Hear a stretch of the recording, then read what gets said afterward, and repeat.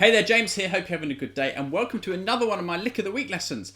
Now in this video I'm going to show you what's probably the most classic and essential must-know blues lick that all guitar players need to know. All the great blues players use this lick all the time. It's flexible, it's versatile, and it's a really great way to start your solos. So if you think your solos need a bit more punch from the beginning, stick around because this lesson is definitely going to help. Remember to subscribe to my channel so you catch all my other lessons, including my Lick of the Week series. And if you want the free tab worksheet with full tab, scales and everything for this lesson, you can grab that by clicking the link underneath this video. What we'll do first, I'm going to play each of the little variations over a backing track. Now they're all pretty similar, but this is cool because you're going to learn one thing and two little variations. So pretty quickly you can have three sort of variations on the same lick into your playing. So I'm going to stick on a backing track now, play each of the variations over it, and then we'll break them down and show you step by step how to play them. So let's have a listen to the licks now.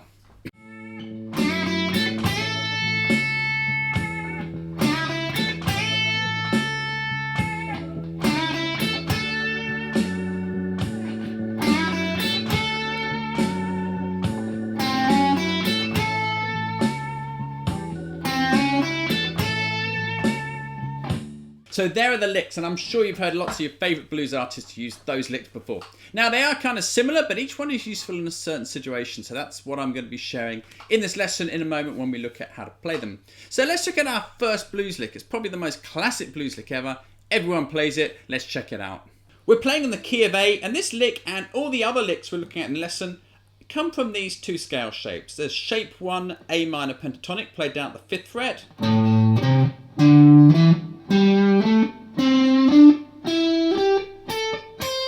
Sure you've seen that one before, but if you haven't, follow the tab on the screen and learn it.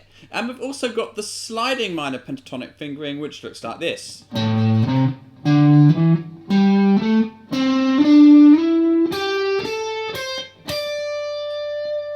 So let's look at our first blues lick here. So we're bending up the 7th fret on the G string. We're going to bend that up 2 frets. Then choke that note off with your right hand. I'm just going to gently touch it with my picking hand just to let the note die out, so that when I let the bend down, I don't hear this. I just hear it cut short, and it's silent when I let the bend down. Really helpful little bending tip there. Then I'm going to play the B string at the 5th fret with my first finger, and the hopper E at the 5th fret. And we're going to finish off by grabbing the 8th fret on the B string and bending it up 2 frets. So as you can see, this lick comes from the shape 1 pattern, which we looked at a moment ago. It's not using the sliding pattern at all. It sits neatly in shape 1.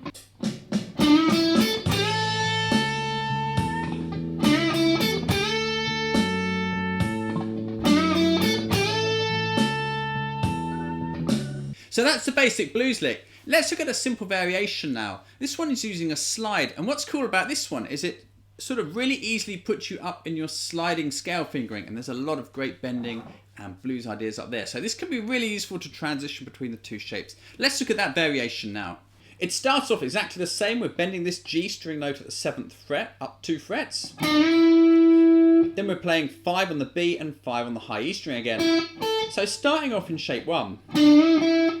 The picking for that, just different ways you could pick it. I tend to go down, up, down with my pick. Down, up, down. It's not the only way, that's what I use though. Now instead of bending 8 on the B string, we're going to grab that note with our 3rd finger and slide it up 2 frets to 10.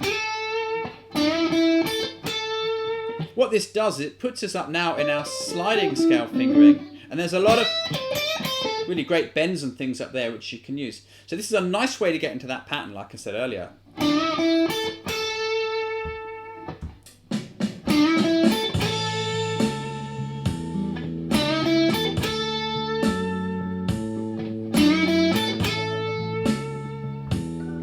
So a good exercise with that lick would be to take it, get up into the sliding scale and practice using the sliding scale for a little bit. This will help you get the maximum benefit from this lick. Now we've got a third variation which is similar to the one we just did, but it's using the minor to the major 3rd move. So let's check that out now. You've probably heard this sound before. Let's look at the start of that lick. Now the minor pentatonic scale has this note in it. This is the 5th fret on the G string in the key of A. Just this there with a note I'm playing with my first finger. Now that's called the minor third, and that's the most important note really in the minor pentatonic scale because it's what makes it a minor scale. But what we can do is add in a major third, and this is like the opposite to the minor third, so we're kind of using two notes which kind of don't really go together.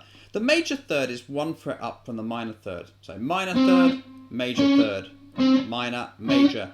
And the funny thing about blues is it breaks a lot of the rules that we would have in music theory by using both of these notes together, which is kind of weird, but just sounds good in the music. So what we're actually going to do is use this little trick here. We're going to slide from our minor third up to our major third. We're using our second finger.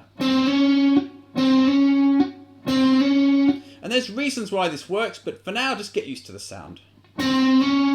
Now this puts our first finger in position to play the B string and the high E string like before. And then finally we're going to slide from 8 up to 10. Again, that puts us up in our sliding pattern where we can explore what we can do up there. You could also finish it with the bend if you wanted to. But the example we're doing is with the slide. So you can hear that this has a slightly different flavour, slightly sweeter sound than the ones with just the minor third in them. It sounds a little bit like something B.B. King might play. So let's have a listen to that one more time.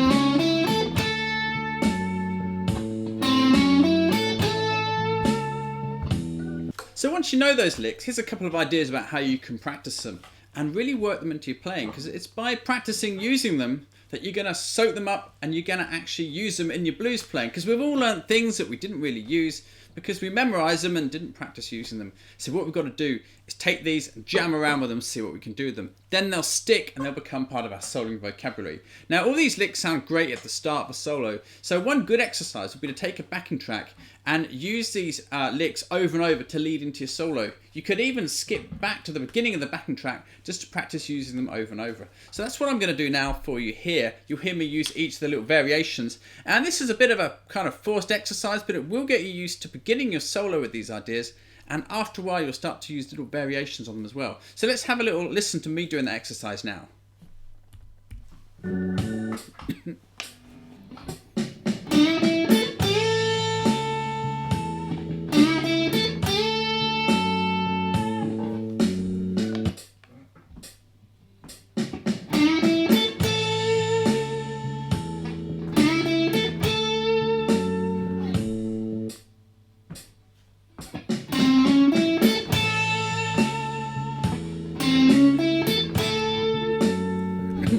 And a bit of practice doing that and you're going to start to be able to use these ideas to begin your solo. They are a cliche, everyone plays them, but there's no denying the sort of effectiveness of them when you want to start your solo in a memorable way. Now these licks also sound great just in your solo. They don't have to be used at the start. So you definitely want to take each one of these and practice seeing how you can weave it in with some other ideas. Now I'd probably say that the first lick is a great way to practice your shape 1 soloing.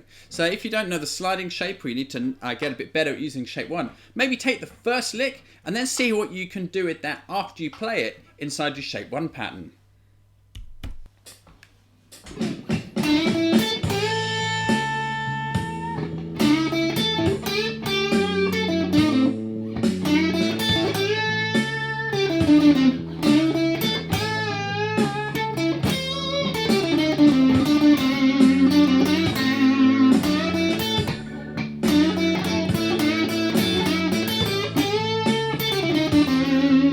So you can kind of hear there, I'm taking that idea and I'm experimenting with it. I keep coming back to it, but I'm also seeing what else I can do around it, just to try and make it a part of my playing, rather than something that I play all the same way every time I use it. Now the second and third examples were particularly useful for getting from shape 1 up into the sliding pattern. So you might want to practice each one of those and then stick up in your sliding pattern for a little bit. Practice your improvising up there. This is going to really help you learn a cool way to connect both these patterns. Rather than playing in one and then the next, you're going to be able to flow between them a bit easy. So let me just have a go at that exercise now. I'm going to play variation 2 or 1 or 2 there, and then I'm going to stick up in the sliding pattern and jam around there for a while.